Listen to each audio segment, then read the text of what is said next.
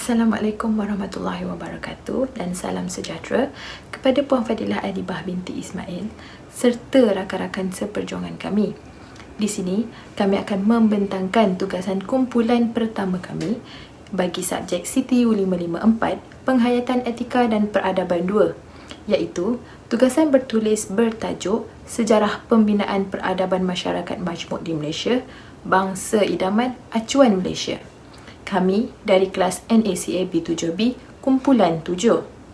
Saya Nur Alwani binti Johari selaku pembentang yang pertama, Nadia Nazrina binti Syafil Okrida sebagai pembentang kedua, Hurul Aini binti Razali sebagai pembentang yang ketiga, Norbaiti binti Roslan sebagai pembentang yang keempat, dan Salehana binti Salihin sebagai pembentang yang kelima. Saya akan memulakan pembentangan kami dengan abstrak kajian. Kajian ini telah merungkai sejarah pembinaan peradaban masyarakat majmuk sehingga terbentuknya bangsa idaman acuan Malaysia. Bermula dengan tanah Melayu yang majoritinya penduduk Melayu asli dan kemasukan golongan Cina dan India yang dibawa masuk oleh penjajah sewaktu pemerintahan mereka telah merubah corak masyarakat yang terdiri daripada pelbagai kaum dan etnik. Oleh kerana kemasukan ini bersifat paksaan dan berkepentingan ekonomi, terdapat pelbagai konflik yang telah berlaku. Ini antaranya adalah isu perkauman, isu agama, hak keistimewaan orang Melayu dan perebutan kuasa. Pelbagai pendekatan telah diambil untuk meningkatkan kesatuan antara kaum di Malaysia. Hal ini termasuklah penggunaan pendekatan yang telah digariskan dalam ajaran agama Islam selain ia juga merupakan agama rasmi negara. Penggunaan pendekatan ini tidak lain dan tidak bukan bertujuan untuk membentuk bangsa idaman dan masyarakat majmuk Malaysia pada hari ini. Antara isi kandungan pembentangan kami, pertama, pengenalan, kedua, objektif kajian, ketiga, kajian terdahulu. Terdapat 5 kajian yang telah kami temui, iaitu pertama, Wawasan 2020, Negara Teguh, Bangsa Terus Dibina. Kajian kedua, Realiti Kepelbagaian Kaum ke Arah Perpaduan Nasional Pasca Merdeka. Kajian yang ketiga, Pembentukan Negara Bangsa melalui Pendidikan Sastra. Yang keempat, Perlembagaan Persekutuan Malaysia mengharmonikan ikatan masyarakat majmuk di Malaysia. Kajian yang kelima, peranan akhbar Cina dalam artikulasi isu-isu sejarah dan pembentukan negara bangsa. Yang keempat, metodologi penyelidikan. Terdapat 5 metodologi yang akan dibentangkan. Pertama, kaedah internet. Kedua, kaedah rujukan artikel. Yang ketiga, kaedah media sosial. Yang keempat, kaedah kepustakaan. Dan yang kelima, kaedah pendekatan sejarah. Yang kelima, dapatan kajian dan perbincangan. Terdapat 5 dapatan kajian yang telah diperolehi. Pertama, fasa dan ciri bangsa. Yang kedua, isu-isu sensitif. Yang ketiga, cadangan dan langkah penyelesaian. Yang keempat, konsep perpaduan Islam menurut Ibnu Khaldun, persamaan dalam rukun negara. Dan yang kelima, uruf majmuk, bangsa Malaysia bagi umat Islam. Dan yang terakhir, kesimpulan. Assalamualaikum warahmatullahi wabarakatuh dan selamat sejahtera. Nama saya Nadia Nazrina binti Safrin dengan nombor kad matrik 2020922201. Hari ini saya akan menerangkan tentang pengenalan bagi hasil kajian kami yang bertajuk Sejarah Pembinaan Peradaban Masyarakat Majmuk di Malaysia, Bangsa Idaman Acuan Malaysia. Menurut J.S. Funivel, masyarakat majmuk atau pluralistik ialah masyarakat yang hidup berdampingan tetapi berlainan dalam satu entiti politik.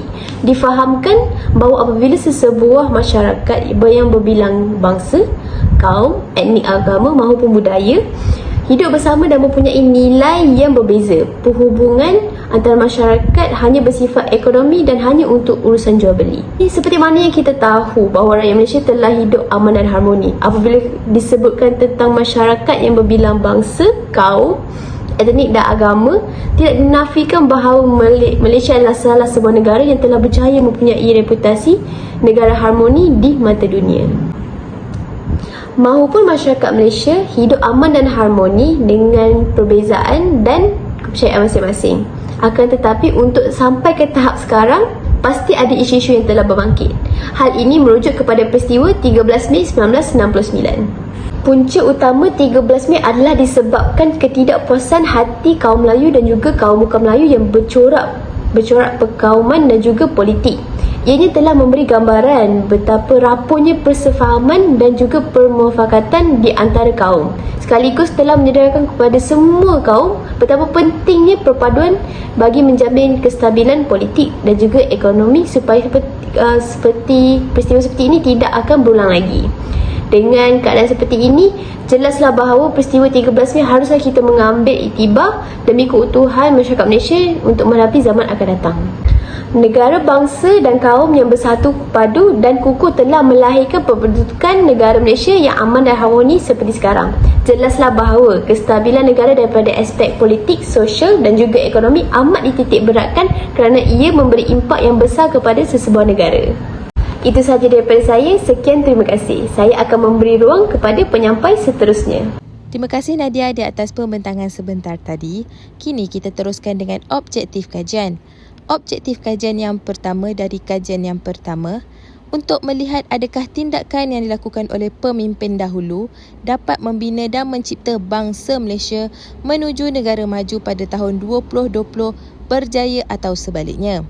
Objektif kedua dari kajian yang kedua, mencari sejauh manakah kebenaran bahawa kontrak sosial merupakan formula mencegah ketegangan hubungan etnik dan agama pada masa kini.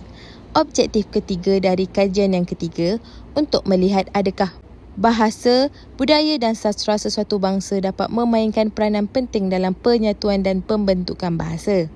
Objektif keempat dari kajian yang keempat, mencari apakah perkara yang telah dibincangkan dan dipersetujui yang boleh membawa kepada pembinaan hubungan dan ikatan masyarakat majmuk di Malaysia. Objektif kelima dari kajian yang kelima, melihat sejauh manakah peranan akhbar Cina dalam mengartikulasikan peristiwa-peristiwa penting bersejarah negara membantu dalam penyatuan dan pembentukan negara bangsa di Malaysia. Assalamualaikum warahmatullahi wabarakatuh. Saya Hurul Aini binti Rasali akan menerangkan mengenai kajian terdahulu. Kumpulan kami telah memilih 5 artikel yang berkaitan dengan topik sejarah pembinaan peradaban masyarakat majmuk di Malaysia, bangsa idaman acuan Malaysia. Kajian pertama, Wawasan 2020 Negara Teguh Bangsa Terus Dibina oleh Samsul Amri Baharudin tahun 2012. Tujuan kajian ini adalah untuk menghuraikan adakah bangsa idaman iaitu bangsa Malaysia dapat dicipta dan dibina menuju negara maju pada tahun 2020 atau sebaliknya. Okey, kita lihat konsep. Konsep bangsa idaman ini telah diusulkan pada tahun 1964 oleh Lee Kuan Yew yang merupakan ketua Pakatan Politik Pembangkang bagi Parti Malaysian Solidarity Council. Beliau telah memperkenalkan bangsa idaman melalui konsep Malaysian Malaysia, yang mana objektifnya adalah untuk menentang kewujudan Artikel 153 dalam Perlembagaan Persekutuan Malaysia yang dianggap bersifat diskriminasi ras. Asas konsep bangsa idaman anjuran Lee Kuan Yew ini ialah menekankan faktor equality atau kesaksamaan walaupun terdapat jurang perbezaan ekonomi yang sangat ketara antara etnik Bumiputera dan bukan Bumiputera. Manakala pada tahun 1991, Tun Mahathir Mohamad yang ketika itu merupakan Perdana Menteri yang keempat memperkenalkan bangsa idaman melalui konsep bangsa Malaysia atau sebuah bangsa Malaysia yang bersepadu menuju negara maju Wawasan 2020. Beliau merupakan pemimpin pertama yang mengutarakan konsep bangsa idaman ini selepas pasca merdeka. Asas konsepnya menekankan elemen united atau bersepadu. Pelbagai program telah diadakan bagi mempromosikan bangsa idaman Tun Mahathir, antaranya melaksanakan program bersifat top-down dari sekolah ke rumah, berkempen secara besar-besaran melalui media massa elektronik dan digital, dan seterusnya melancarkan buku rancangan Malaysia Kedua 1971 hingga 1975 dengan dasar ekonomi baru DEB. Okey, bagi terus mendukung kesinambungan bangsa idaman yang dianjurkan oleh Tun Mahathir Mohamad ini pada tahun 2010. Najib Razak yang ketika itu merupakan Perdana Menteri Malaysia yang ke-6 memperkenalkan bangsa idaman melalui konsep Satu Malaysia.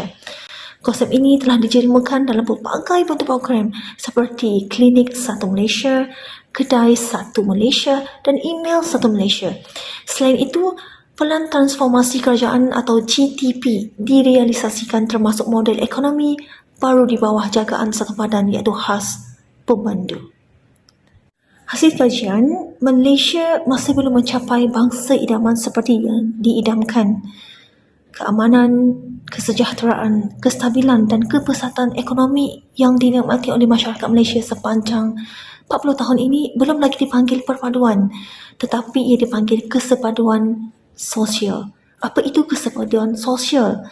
Kesepaduan sosial ialah satu keadaan aman, stabil dan makmur sejahtera yang wujud dalam sesebuah masyarakat, khususnya yang berbilang etnik kerana wujudnya kesepakatan sosial.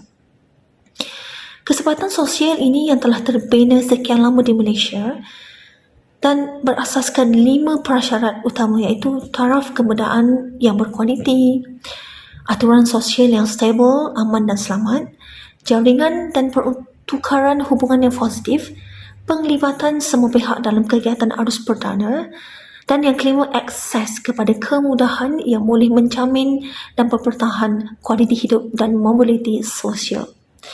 Biarpun Malaysia masih belum mencapai bangsa idaman yang diidamkan, tetapi sebenarnya Malaysia telah berada di paksi pembentukan bangsa idaman tersebut.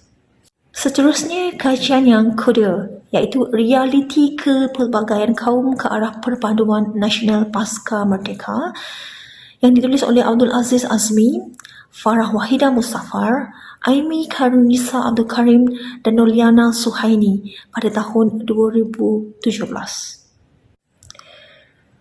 Tujuan kajian adalah untuk menghuraikan adakah kontrak sosial merupakan formula mencegah ketegangan hubungan etnik dalam penyatupaduan rakyat Malaysia, yang mana kontrak sosial ini perlu dipatuhi bagi membina bangsa Malaysia yang patriotik kepada negara dan mengatasi perasaan perkauman.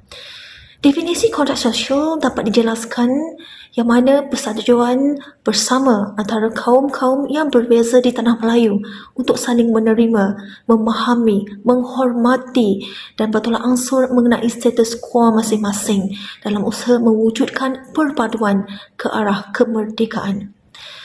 Model kajian ini dapat dilihat melalui penyatuan dengan jelas apabila parti perikatan yang terdiri daripada parti-parti politik pelbagai kaum iaitu Parti Kebangsaan Melayu UMNO, Persatuan Cina Malaysia Malaya MCA dan Kongres India Malaya MIC memenangi pilihan raya umum yang pertama negara pada tahun 1955.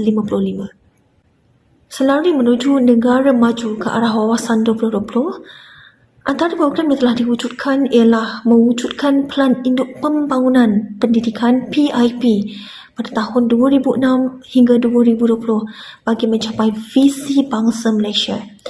Visi bangsa Malaysia yang diinginkan itu ialah bangsa yang sejahtera, berintegrasi, persamaan hak dan keadilan serta taat setia dan pengabdian yang tidak berbelah bagi kepada bangsa itu sendiri.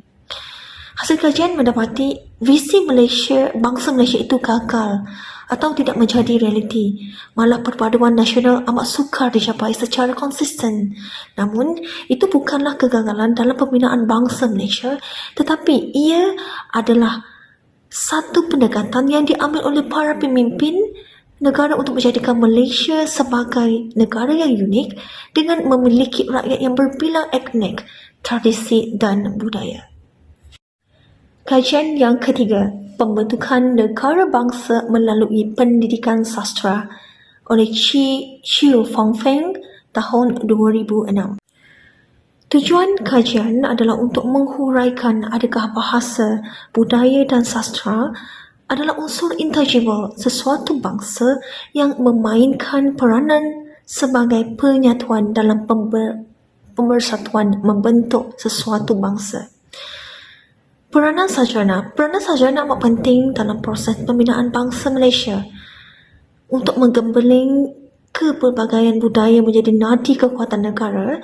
Sastrawan perlu mewujudkan sastra bangsa, sastra kebangsaan yang menggunakan bahasa Melayu sebagai medium pengantara bagi memahami kepelbagaian budaya. Keisi kandungan bagi karya sastra yang dimana perlulah mengandungi cita-cita patriotisme dan nasionalisme yang bersifat terbuka dan progresif.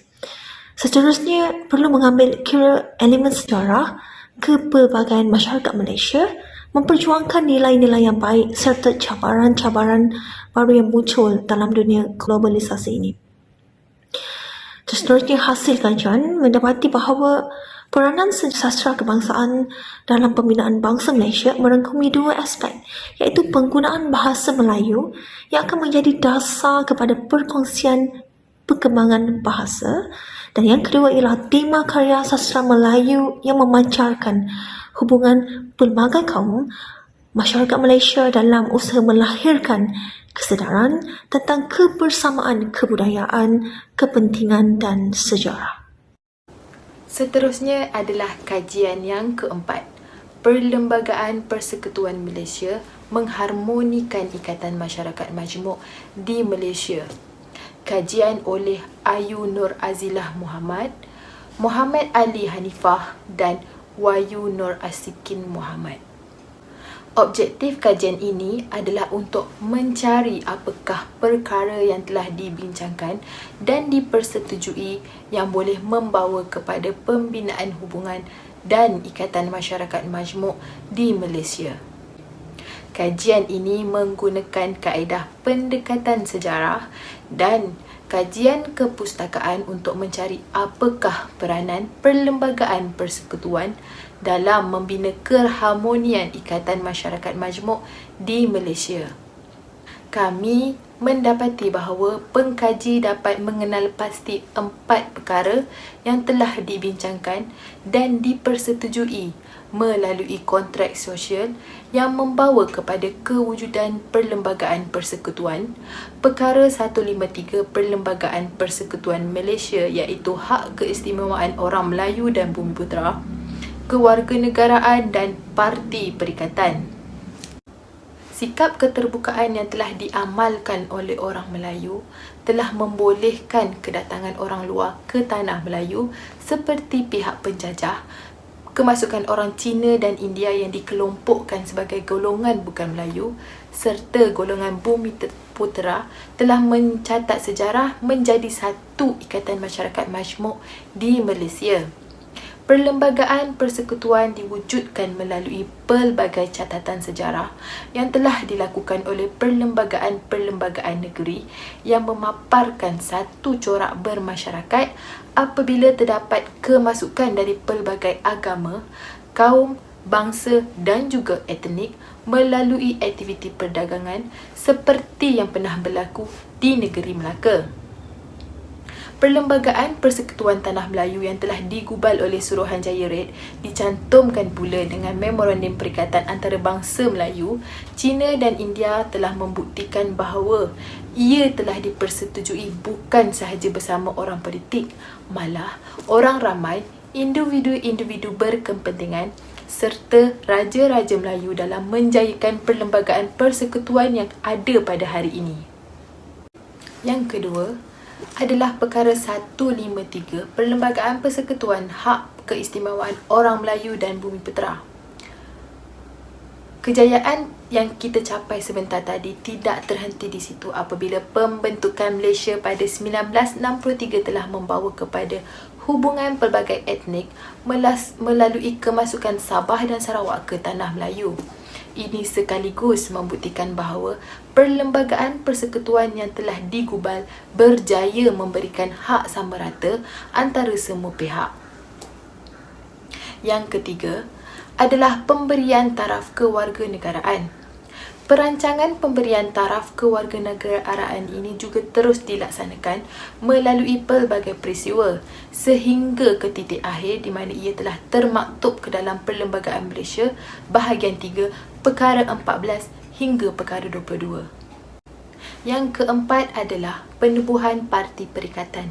Seawal tahun 1920, pelbagai peristiwa antara ketiga-tiga kaum ini telah menimbulkan konflik sehingga wujudnya satu perikatan yang bertindak sebagai penyelaras bagi menyatupadukan ketiga-tiga keturunan besar ini.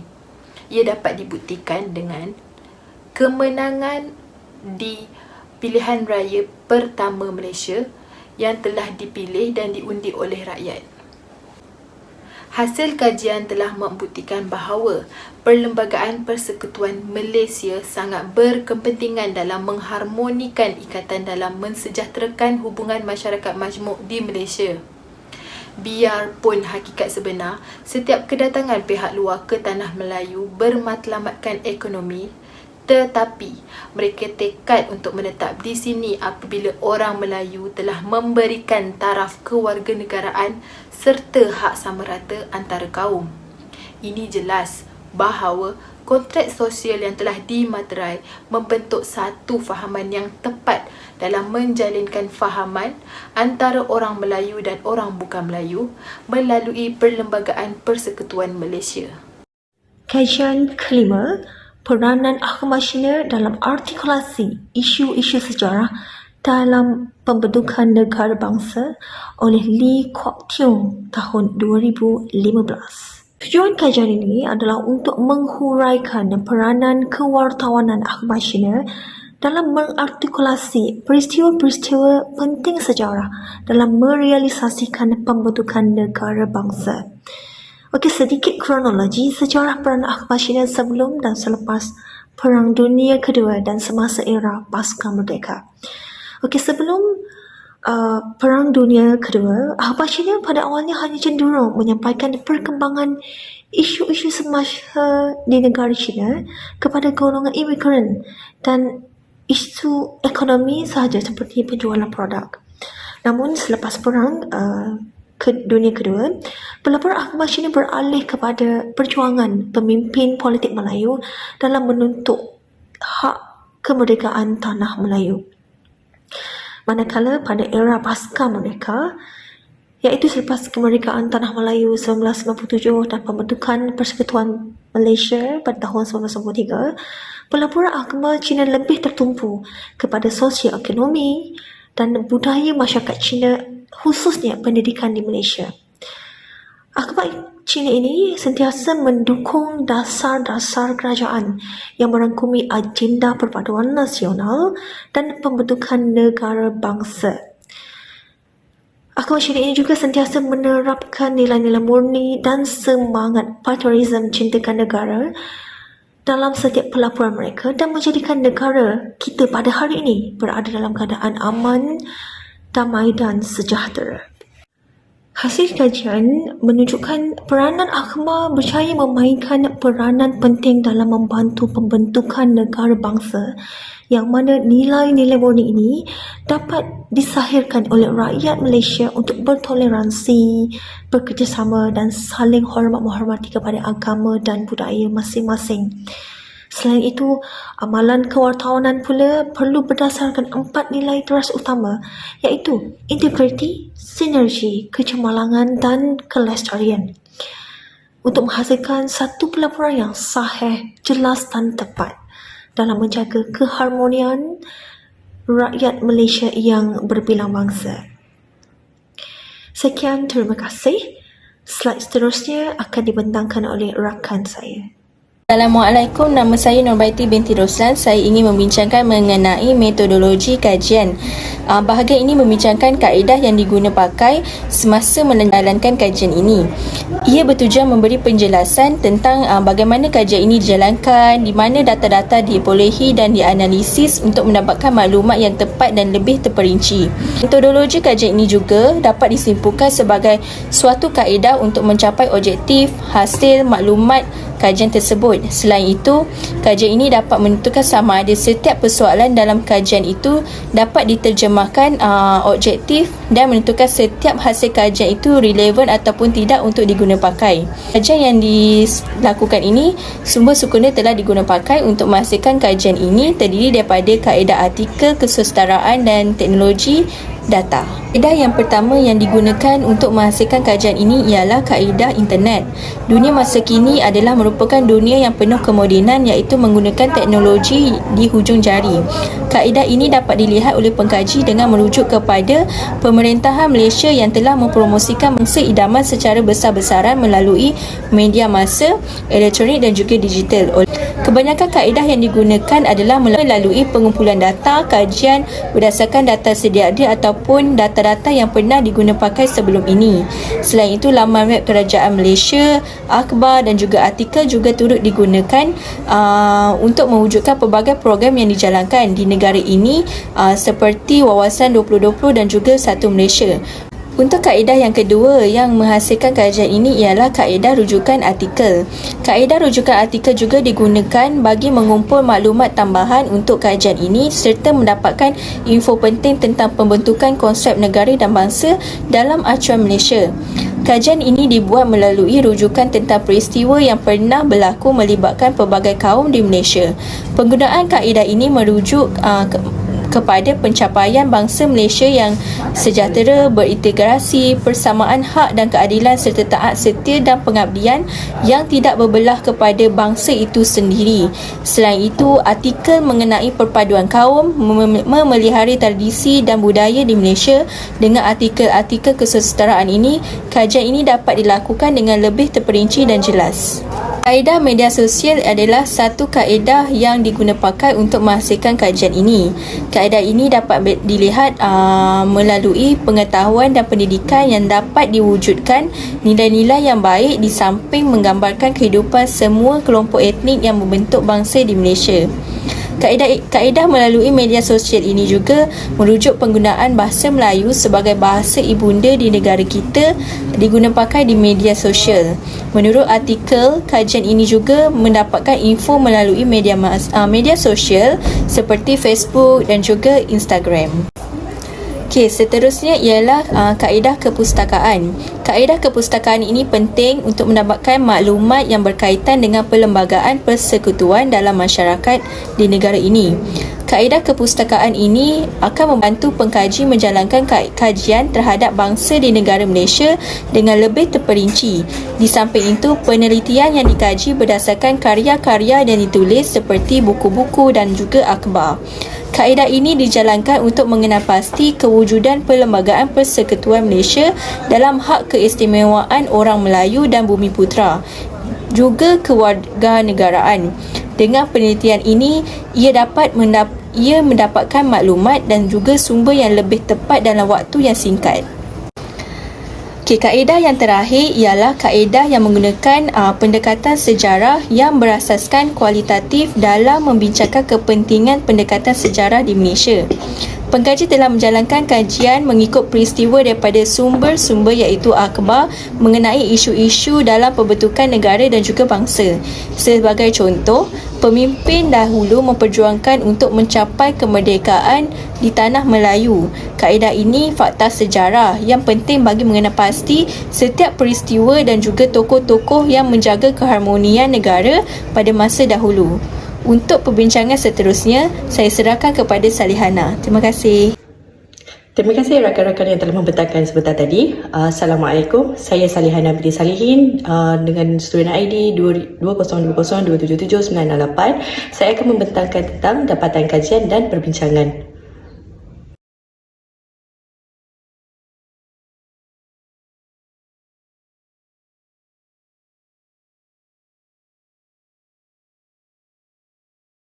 Menerusi pembacaan bahan kajian, terdapat fasa yang telah dikenal pasti dilalui dalam pembentukan bangsa Malaysia. Pertama, iaitu sewaktu zaman kolonialisme Inggeris. Pada zaman inilah dasar buka pintu yang telah membuka peluang imigran untuk masuk ke tanah Melayu. Seterusnya, pada tahun 1942 hingga tahun 1945, iaitu zaman pendudukan Jepun, di mana pada waktu ketika ini fahaman komunisme itu juga semakin meluas. Sewaktu tempoh inilah isu perkauman semakin meruncing. Pada tahun 1963 telah menjadi sejarah hitam yang paling teruk dalam negara apabila berlakunya rusuhan kaum, iaitu kerana disebabkan oleh pergaduhan semasa meraihkan kemenangan pembangkang selepas pilihan raya. Pada tahun 1971 hingga tahun 1990, dasar ekonomi baru telah diperkenalkan oleh Tun Abdul Razak untuk merapatkan jurang ekonomi antara kaum. Seterusnya, pada tahun 1991, Wawasan 2020 telah diperkenalkan oleh Tun M, iaitu kesinambungan kepada DEB untuk mewujudkan bangsa Malaysia. 3 ciri bangsa Malaysia menurut Tun M. Yang pertama, rakyat perlu mengidentifikasikan diri sebagai rakyat negara Malaysia dan bukan pada kaum atau bangsa. Yang kedua, semua rakyat boleh bertutur dalam bahasa kebangsaan iaitu bahasa Melayu. Yang ketiga, rakyat harus menjunjung tinggi perlembagaan negara yang mengandungi kontrak sosial. Terdapat pelbagai isu-isu sensitif yang telah timbul semasa penubuhan bangsa Malaysia ini. Sebagai contoh, pertama ialah bahasa Melayu sebagai bahasa kebangsaan. Hal ini dapat dilihat melalui penolakan penggunaan bahasa Melayu oleh Kerajaan Sarawak sewaktu pemerintahan Ketua Menteri Pertama Sarawak iaitu Datuk Stephen Kalong Lincoln. Yang kedua ialah mempersoalkan Islam sebagai agama rasmi. Hal ini kerana terdapat pelbagai lagi agama lain yang dianuti oleh rakyat Malaysia. Jadi antara isu-isu sensitif yang telah ditimbulkan adalah seperti dengan penggunaan kalimah Allah untuk agama selain daripada agama Islam, hak penjagaan anak untuk pasangan yang berbeza agama, meremehkan peranan JAKIM dan larangan laungan azan dan lain-lain perkara. Yang ketiga iaitu hak istimewa orang Melayu. Antara isu yang telah ditimbulkan adalah untuk hasrat membuka UiTM kepada semua kaum dan mempersoalkan kedudukan orang Melayu yang dikatakan adalah pendatang juga untuk tanah Melayu. Seterusnya ialah pematuhan kepada perlembagaan serta kontrak sosial. Sebagai contoh, orang bukan Melayu merasakan yang telah lahir dan membesar di negara ini perlu ditakrif semula sebagai entiti baru yang layak menerima hak sama rata dengan Bumiputera. Antara cadangan dan langkah yang telah diambil oleh kerajaan untuk menjayakan bangsa Malaysia ialah pertama, memartabatkan semula bahasa Melayu. Bahasa Melayu yang pernah menjadi lingua franca suatu masa dahulu patut dimartabatkan semula, dan antara langkah yang telah diambil ialah dengan mengadakan bulan bahasa kebangsaan. Selain itu, sebarang papan tanda juga diwajibkan ditulis dalam bahasa Melayu. Selain peranan Dewan Bahasa dan Pustaka diwajibkan untuk memeriksa sebarang papan tanda iklan maupun premis sebelum mendapatkan kelulusan lesen untuk kerajaan negeri. Semangat cintakan bahasa Melayu ini harus disemai dengan lebih proaktif supaya tiada lagi golongan yang merasakan bahasa ini bersifat mundur. Kita patut mencontohi negara-negara seperti Jepun, Korea dan Thailand atau Indonesia yang mana rakyatnya berbangga bertutur dalam bahasa ibunda mereka. Bahasa Melayu wajar menjadi bahasa integrasi kerana ia telah menghubungkan rakyat dengan pemimpin, orang di bandar dengan orang di desa, dari satu etnik ke satu etnik yang lain daripada zaman berzaman. Cadangan kedua, langkah kedua ialah dengan pengekalan Akta Hasutan 1948. Menurut bekas Menteri Dalam Negeri Datuk Seri Hamzah Zainuddin, kerajaan telah memutuskan bahawa akta ini harus dikekalkan meskipun ianya telah menjadi agenda politik sejak bertahun-tahun yang lepas. Ianya harus dikekalkan kerana terdapatnya peningkatan trend penyebaran maklumat palsu serta berita berunsur hasutan terhadap institusi diraja, kaum, agama dan keistimewaan hak Melayu serta Bumiputera serta kedaulatan yang termaktub dalam perlembagaan. Seterusnya, yang ketiga iaitu peranan sastera kebangsaan dalam sistem pendidikan. Chu Fong Peng telah membuat kajian dengan menggunakan 3 drama perpaduan remaja. iaitu Anak Wali Bumi Kenyalang, Bila Hujan Malam, 2-3 Kucing Berlari. Dalam ketiga-tiga drama yang melatarkan etnik yang berbeza-beza ini, beliau telah mendapati bahawa drama remaja amatlah berkesan untuk membina negara bangsa seiring dengan wawasan 2020 serta dasar pendidikan kebangsaan. Hari ini kita dapat lihat konsep sastra dalam silibus adalah lebih berkonsepkan kepada hafalan untuk peperiksaan. Jadi pementasan drama dilihat lebih berkesan kerana ianya melibatkan penghayatan yang lebih. Antara cadangan beliau yang lain juga adalah dengan mengadakan pertandingan menulis skrip drama dan pemilihan bahan sastra yang lebih tepat bersesuaian dengan remaja hari ini. Yang keempat ialah dengan penubuhan parti perikatan. Tanah Melayu akan diberikan kemerdekaan oleh British dengan syarat bahawa UMNO harus membuat kompromi asas bagi menubuhkan negara majmuk dengan menerima serta bekerjasama dengan orang bukan Melayu.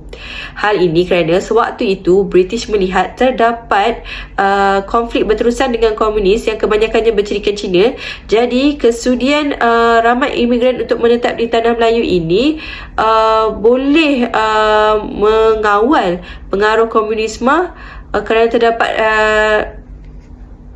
rasa kecintaan terhadap tanah air Tanah Melayu jika kewarganegaraan ini dibuka kepada imigran. Titik permulaan iaitu kemenangan besar Parti Perikatan yang terdiri daripada UMNO dan MCA sewaktu pilihan raya perbandaran Kuala Lumpur pada tahun 1952 telah membuka mata MCA bahawa bekerjasama dan toleransi itu adalah langkah yang terbaik. Jadi selain itu, melalui kemenangan gabungan ini juga telah menarik MIC untuk turut bekerjasama sehinggalah Malaya Merdeka telah tertubuh. Hari ini, terdapat lebih banyak parti politik yang telah ditubuhkan dengan agenda yang pelbagai. Selain berkonsepkan kaum seperti UMNO, MIC dan MCA, terdapat juga parti-parti yang mewakili agama seperti PAS, mewakili fahaman sosialis seperti PKR, dan melalui kepelbagaian parti politik ini terdapat wujudnya masalah dalaman parti kerana terdapat berbeza pendapat dan konflik dalaman sehingga terlahirnya lebih banyak parti baharu seperti Bersatu, Pejuang Muda dan lain-lain. Hari ini kita dapat melihat landscape politik yang lebih berbeza kerana pasca pilihan raya umum pada 19 November 2022 tempoh hari, kita melihat tiadanya gabungan yang memperoleh majoriti semasa pilihan raya tersebut. Oleh itu, diketuai oleh Yang di-Pertuan Agong, kerajaan dan pembangkang hari ini telah bersatu di bawah satu kerajaan perpaduan. Yang kelima ialah penggubalan undang-undang. Ideologi Lee Kuan Yew untuk menganjurkan konsep Malaysia yang dimulakan sewaktu Singapura masih di dalam Persekutuan Malaysia sekitar 1964 telah memberi impresi yang salah di mana ianya memperjuangkan hak sama rata kaum bukan Melayu dengan Melayu. Hal ini telah mempromosikan perlembagaan itu adalah bersifat diskriminasi kaum. Jadi pada tahun 1970 Tun Abdul Razak telah memperkenalkan dasar ekonomi baru dengan harapan untuk merapatkan kembali jurang ekonomi antara kaum yang telah terpisah kerana dasar pecah perintah sewaktu zaman penjajah. Di bawah dasar ekonomi baru inilah terdapat pelbagai dasar-dasar yang telah diperkenalkan berkaitan untuk menjalin integrasi nasional seperti dasar kebudayaan kebangsaan, dasar pendidikan kebangsaan, dasar perpaduan negara dan lain-lain. Untuk meneruskan kesinambungan DEB pada tahun 1991, sekitar 20 tahun kemudian, Tun Dr. Mahathir selaku Perdana Menteri Malaysia ketika itu telah melihat kepentingan mewujudkan integrasi nasional, justru meneruskan dengan memperkenalkan wawasan 2020. Terdapat banyak kempen besar-besaran berupa iklan di media massa dan anjuran pelbagai program untuk semua lapisan masyarakat untuk menyemarakkan semangat nasional rakyat pada ketika itu. Sebagai langkah berterusan meneruskan wawasan 2020, konsep Satu Malaysia pula telah diperkenalkan semasa pemerintahan Datuk Seri Najib Tun Razak pada tahun 2010 kerana ianya dilihat lebih realistik berbanding wawasan 2020. Ianya Menerusi konsep Satu Malaysia ini, terdapat pelbagai transformasi telah dibuat seperti Pusat Transformasi Negara, Kedai Satu Malaysia, Klinik Satu Malaysia dan lain-lain yang memberikan perkhidmatan dan barangan yang berkualiti buat semua. Datuk Seri Ismail Sabri Yaakob juga telah memperkenalkan konsep Keluarga Malaysia 2021 sewaktu pemerintahan beliau. Datuk Seri Anwar Ibrahim juga meneraju Kerajaan Perpaduan dengan persetujuan Yang di-Pertuan Agong, dan hal ini telah melangkahkan sejarah di mana tiada gabungan parti politik memperoleh undian majoriti rakyat. Kesemua konsep ini menjurus kepada matlamat utama iaitu perpaduan rakyat bangsa Malaysia. Menurut Ibn Khaldun, terdapat 5 ciri perpaduan antara lain-lain kaum, iaitu ukhuwah, nubuah, dakwat al-haq, al-muluk, asabiah dan ma'unah. Yang pertama, ukhuwah dilihat pada perkara kelima rukun negara, iaitu kesopanan dan kesusilaan. Ianya dilihat apabila anggota masyarakat diikat oleh satu ikatan cinta, kasih sayang dan persaudaraan yang jelas terlihat menerusi penyatuan Sabah dan Sarawak dengan semenanjung Malaysia pada 16 September 1963. Yang kedua, konsep nubuah pula merujuk pada perkara keempat rukun negara, iaitu kedaulatan undang-undang ataupun seruan kebenaran, dakwat al-haq. Yang ketiga, Malaysia mempunyai perlembagaan negara sebagai autoriti perundangan tertinggi dan ianya dikuatkuasakan oleh institusi kehakiman yang berwibawa. Jadi, al-muluk ialah kuasa autoritatif atau autoriti atau kekuasaan negara yang merujuk kepada prinsip demokrasi berparlimen dan raja berperlembagaan. Konsep asabiah pula menurut negara Malaysia ialah menerusi perkara kedua dalam rukun negara, iaitu kesetiaan pada raja dan negara, di mana raja dan negara dianggap sebagai faktor pengikat yang menyatu padukan rakyat. Akhir sekali, ma'unah merujuk pada perkara pertama rukun negara, iaitu kepercayaan kepada Tuhan, di mana kehidupan beragama penting buat semua rakyat supaya fahaman atau ideologi yang menganjurkan kerosakan seperti tidak mempercayai Tuhan, etis atau fahaman komunis serta ekstremis tidak akan mendapat tempat di negara ini. Uruf bermaksud serta kebiasaan oleh manusia. Ianya dalam arti kata lain juga boleh merujuk kepada ketenangan dan kebaikan. Uruf majmuk dalam konteks bangsa Malaysia pula adalah kebiasaan orang ramai selagi mana dalam perbuatan dan atau kepercayaan selagi mana ianya tidak berlawanan dengan syarak Al-Quran dan As-Sunnah. Islam menganjurkan sikap toleransi dan menghormati agama lain, namun ianya bukanlah keringanan buat umat Islam sehingga boleh menyamakan perkara tertentu, apatah lagi apabila ianya melibatkan akidah. Konsep ziarah-menziarahi dan menganjurkan rumah terbuka semasa musim perayaan adalah antara contoh toleransi yang diamalkan oleh rakyat Malaysia.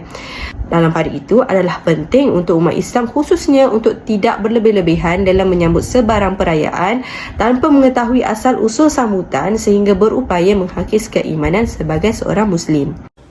Kesimpulannya, Malaysia merupakan sebuah negara yang tidak asing lagi dengan prinsip kehidupan bermasyarakat yang terdiri daripada pelbagai agama, bangsa, kaum dan etnik. Tidak dinafikan juga, negara yang kini maju selepas berlakunya revolusi perindustrian serta dekolonisasi mudah menimbulkan kerencaman budaya. Bukan sekadar itu, memasuki abad ke-21 begitu mencabar apabila Asia Tenggara kerap mengalami konflik tidak kira di dalam negara atau di luar negara. Masyarakat majmuk yang kita kecapi sekarang bukanlah sesuatu yang mudah, tetapi ia telah melalui pelbagai situasi, keadaan dan pertikaian yang getir. Menurut kajian yang telah kami bentang sebentar tadi, setiap kajian mempunyai cabaran dan konsepnya yang tersendiri dalam membentuk bangsa idaman acuan Malaysia. Bangsa baru ini dibentuk melalui proses pembentukan sebuah negara bangsa di mana semua rakyat waimah bangsa dan agama bersatu padu melalui satu ikatan yang merentasi pelbagai medium antaranya agama, budaya, bahasa dan peradaban masing-masing. Hasil yang diperolehi daripada kajian tersebut melalui dua pemimpin yang berbeza, terlahirlah konsep bangsa idaman dan kesepaduan sosial yang telah memberikan keamanan, kesejahteraan, kestabilan dan pembangunan ekonomi yang pesat. Pemeteraian kontrak sosial yang pula membawa kepada kewujudan perlembagaan persekutuan yang membawa kepada hak keistimewaan orang Melayu dan juga hak sama rata antara kaum di tanah Melayu. Semoga ia dapat diterima, difahami, dihormati dan kita sentiasa bertolak ansur mengenai status quo masing-masing. Kepelbagaian budaya, penerimaan bahasa Melayu sebagai medium pengantaraan serta penerbitan karya sastra yang mengandungi cita-cita patriotisme dan nasionalisme yang bersikap terbuka dan progresif ini juga menjadi nadi kekuatan negara. Sesungguhnya, pelbagai usaha telah kita usahakan dalam menjadikan Malaysia sebuah negara bermasyarakat majmuk dan harmoni. Negara impian dan idaman kita ini bukan sahaja perlu hidup makmur, malah perlu terus maju dalam semua bidang dan sentiasa berhubungan baik antara kaum dalam mencapai negara yang harmoni dan bersatu padu serta mencapai integrasi nasional di bawah sistem persekutuan. Kesatuan dan perpaduan yang perlu dicapai di samping hubungan harmoni antara kerajaan negeri dengan kerajaan persekutuan bersesuaian dengan tuntutan perlembagaan dan perpaduan kaum serta integrasi nasional yang akan terus menjadi tunjang kestabilan sosial politik di negara ini.